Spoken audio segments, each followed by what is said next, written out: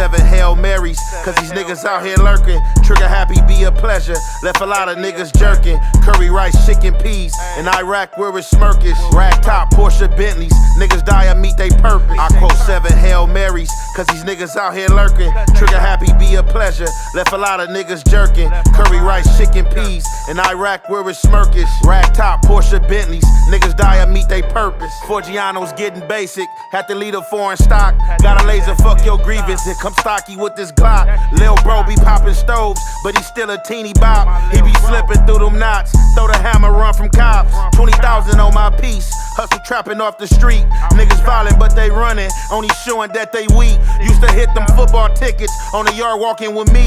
BMF has been a model, blow a 50 then re-eat. I fell in love with stunting, I can put this on repeat. Bad bitches but they trash, show me somebody that's neat. Lamborghini like a cheetah, probably race it till it's peak. Girl Scout with the Trish, probably died and fall asleep. Nike runners on my feet, every step I take elite. Newport KV turn fag, closest thing to a street. Turn my views to Miami, tryna settle on the beach. Went cheap with the Prada, ice load took a week.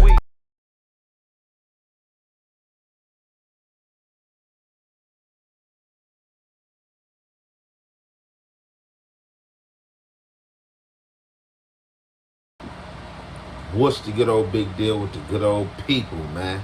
It's your boy Young Ant Hefe. Don't care about number what the check say. Make sure you go ahead, like and subscribe, because it don't cost you nothing to press that button.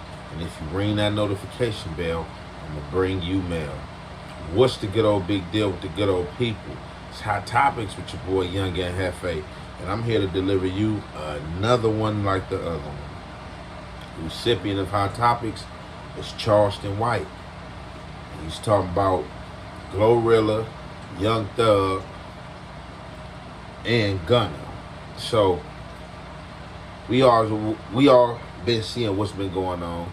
Been talking about it for days in the media space. Everybody being crossed every which way with Young Thug and things like that. So, you know, from Charleston White perspective, he feeling like Gunna got the upper hand.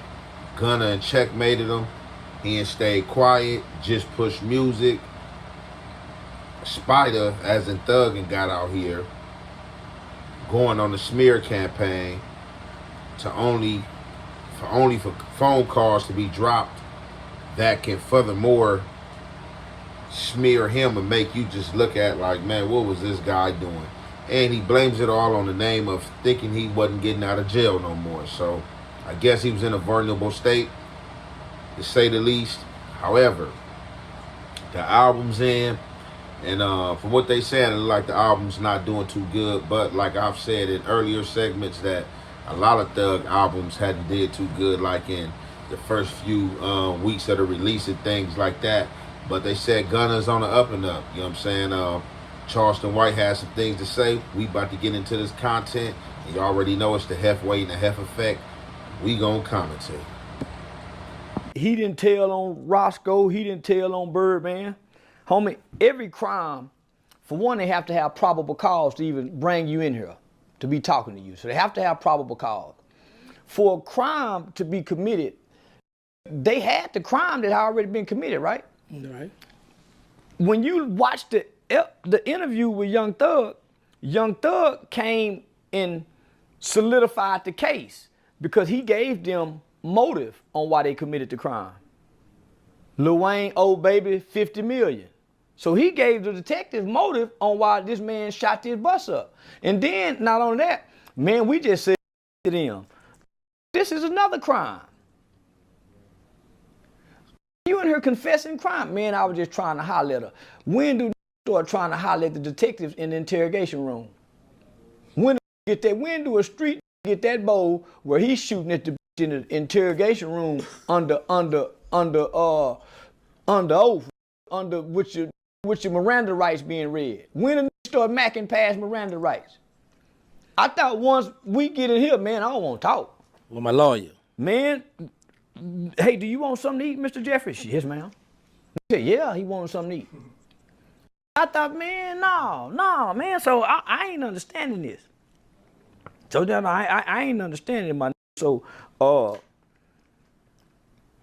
The Ghetto Boys got a song, We Don't Talk to Police. Every I know, I heard describe the story of the convict criminal in the police is take me to my cell. I don't want to talk. So I can hear you up and get on the phone, say, come get me.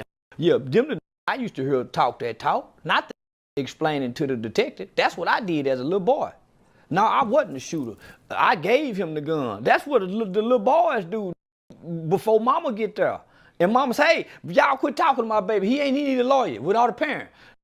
But a grown man that's doing this, sliming, he ain't got no business having no conversation outside of a ticket being written. Once you have to be read your rights, because they did read him his rights, didn't they? Yeah. And one of your greatest defense as a criminal is your right to remain silent. Not your right to make a phone call to call the lawyer. Your greatest defense, and all your lawyers say, man, I hate you in there talking. So now I don't want to hear nothing about snitching. No card reader? No problem. Jim's got you covered. Accept any payment, debit, credit, Apple Pay, or digital wallets using no more. I ain't heard T.I. say nothing. I ain't heard Boosie say nothing. I ain't heard nobody call this no snitch. I was working in the community, and they done snitch shame me. So how to murder, man, you must done got soft. Them ain't dead yet. King Slime ain't getting this label put on him. And then he come back and apologize. Man, I ain't think I was gonna ever get out of jail. That's why I was on there acting like a killer talking with my. Well, if you didn't think you would go get out of jail, that's how you start laying on them boys' backs. That's how you start doing things like telling, yeah, man. I didn't think I was gonna get out of jail. That's why you jumped up and took that plea. If I got a way out, now you got a way out. Now it's okay. But it wasn't okay for Gunna. It wasn't okay for Woody. Them people didn't know Woody was your shooter till you put him in that song. Them people didn't have no idea Woody was your shooter till you put him in the song. Then immediately after that, the FBI got on Woody. You know that's the truth. And ain't nobody got no lawyer money but you. Then when the shit go down, you got the whole record label, Kevin Lyles and everybody taking a stand to get you out. These other ain't got that. So you threw all your soldiers under the bus and crashed. Okay, I got a question from Queen Queasy. She wants to know. What's up, Queen Queasy?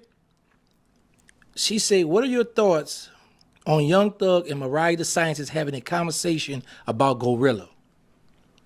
GloRilla, the little rapper girl. Yeah. Anytime. So this is what I realized. Yeah. If a bring another broad up to a broad or to his woman, it's somebody that other chick strike his interest. Mariah had to been hating on GloRilla for him to respond how he would respond. So he done got into the jibber jabber talk. Yeah. He got into the jibber jabber whole talk. And GloRilla just wasn't no ugly motherfucker. She wasn't the cutest motherfucker. She was a little long head project, Memphis gal. But yeah, no.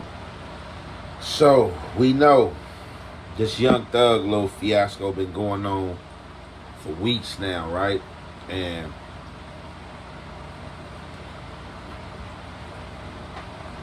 we had different social media outlets come say he telling, others come slow the tape down, debunk that he telling. So you got Charleston White right here saying that, again, that he did tell, the Ghetto Boys got a song, We Don't Talk to the Police. When did you know for a dude that's slacking, supposed to be from the streets, in the interrogation room, talking the way that Young Thug talk, and also being offered the food and saying, yes, ma'am, he wanted. Now, we all know what Young Thug was saying. Young Thug said that basically he was flirting. He's a unicorn. For whatever reason in his mind, he thought he could crack her. Maybe she was batting her eyes. Maybe she did have the cleavage out. Maybe she was talking in the language that he understood that he could address her. I don't know. I wasn't there. That was his space. That's his story. Now, what I'm starting to believe is that Thug might have just been a piece of shit or somebody that was selfish when it comes to Woody and people of the YSL clique.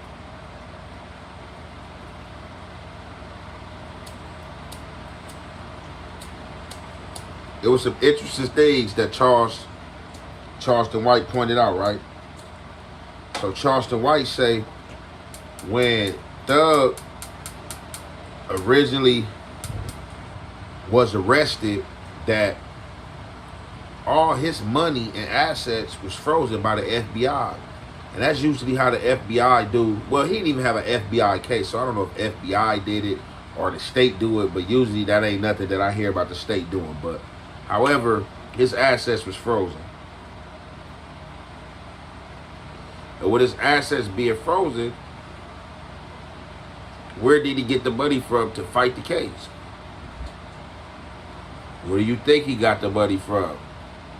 Wow, Future, Birdman, and whatever else celebrities that we don't know about that he has ties to that was in his corner. They made sure he had that lawyer money. Some of them probably with a promise of if the case go in his favor and way, or when his assets and cash are not blacklisted anymore, you know, hit me back, pay me back. But within all that, Charleston White is saying that at some point in time, Thug had made a song and dropped Woody on there as being his shooter, and that put the police on Woody. And I think this what people is going with the assumption of snitching versus talking too much. Because even though he said it in the song, he didn't say it to nobody, but it was broadcast for the whole world, and obviously brought Woody into contact with the police. But we about to get into the rest of this content, and you already know it's the Hef Way and the Hef Effect. We gonna commentate. Okay, well, let me ask you this. Do you think Thug can make a comeback from those leaked conversations? No. No, homie. He went too hard against Gunna. And Gunna came out and countered all them by not talking, by going to go work out, put out good music, and live life outside of the internet light. He checkmated them. Everybody else ran to the internet light. Ran to the internet light. Thug wanted to stay in the dark, but still talk as if he had the light. And them people who had all the information in the dark saying, okay, we go bring your dark to the light since you want to keep with this light called Gunna. Gunna doing positive things. Everybody know Gunna wasn't a part of y'all bullshit. So why drag this man down who's the only successful artist on the label right now?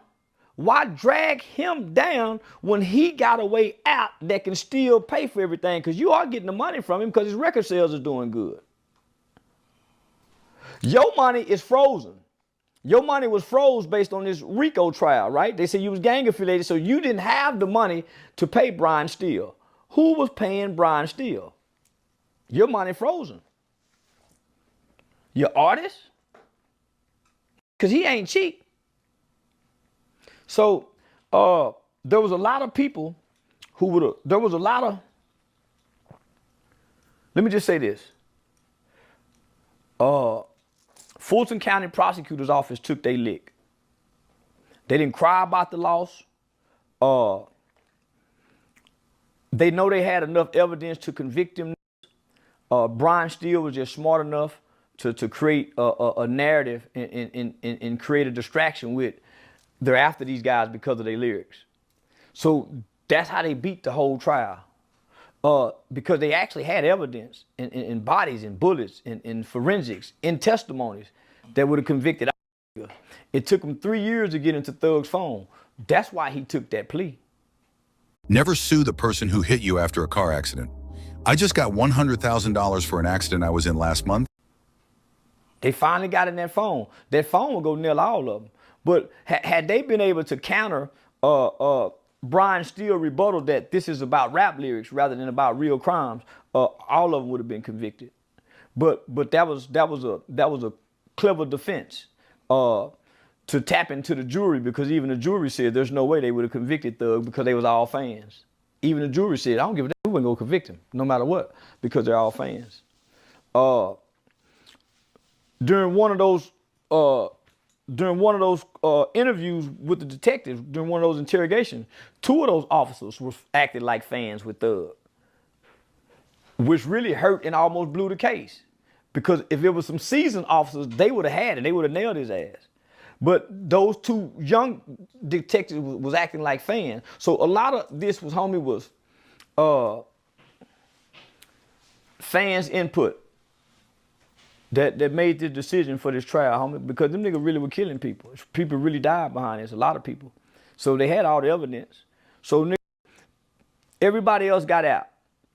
Woody got out, and the world fell in love with him, changed his life, started going professing God, walking in a different light. Mondo got out and went and started driving forklift, started talking positive talk. Gunna got out, started doing positive. Everybody that they got let out from that, homie, seemed to go on about their business except Thug. What transformation could you have made in prison to come out here and walk good? And you done took people's life. You're responsible for taking people's life. What God was you praying to come home with that same unconditioned heart? What religion you accepting? Because we seen you with the praying hand. During the Banks interview, you talk God, and you saying, man, I'm going through hell. How can I make change? That's when most people make changes, when they going through hell. So it looked like Charleston White know what he's talking about, and it looked like Charleston White knows what's going on, and that's maybe the reason why he get paid the big bucks to keep speaking.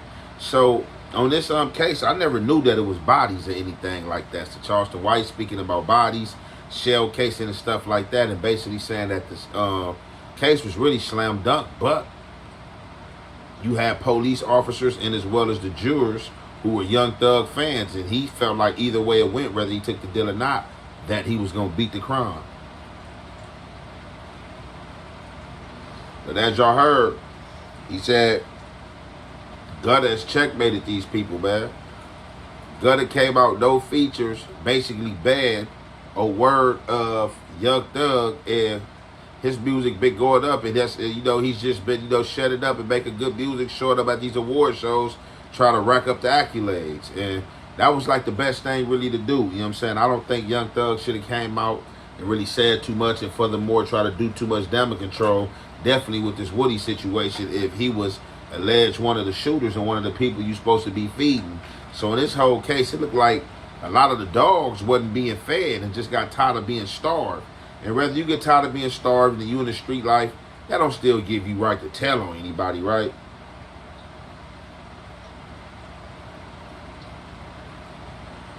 If in fact Woody did tell, what I would have did, I just would have got up on Thug.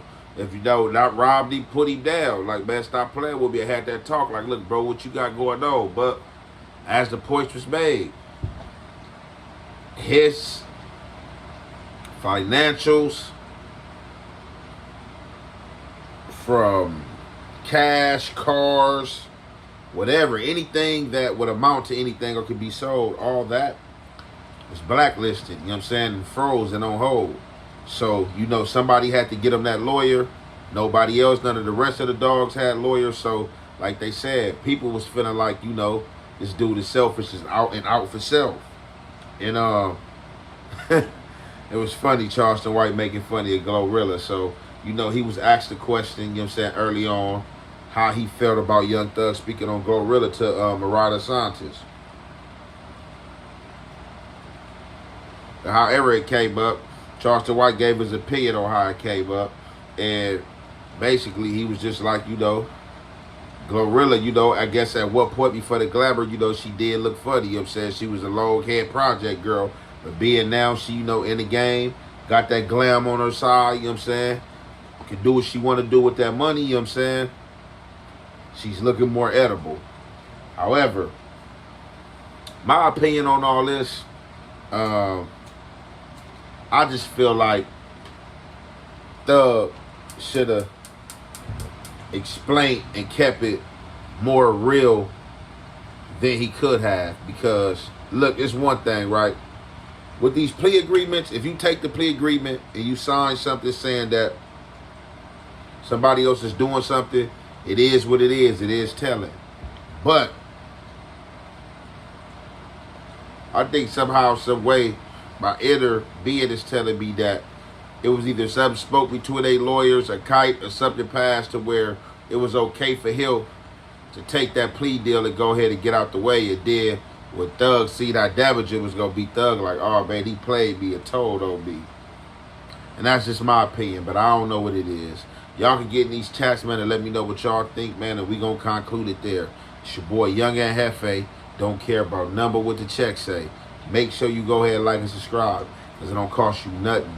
Press that button, and if you ring that notification bell, it'll bring you mail. Out the gate, on the regular, I sit back and observe the way most of you niggas fake fuck with each other. Low-key beefing about these hoes. I ain't gonna let a nigga fake fuck with me. So if a nigga tell you he don't fuck with me, it's because he can't fuck with me.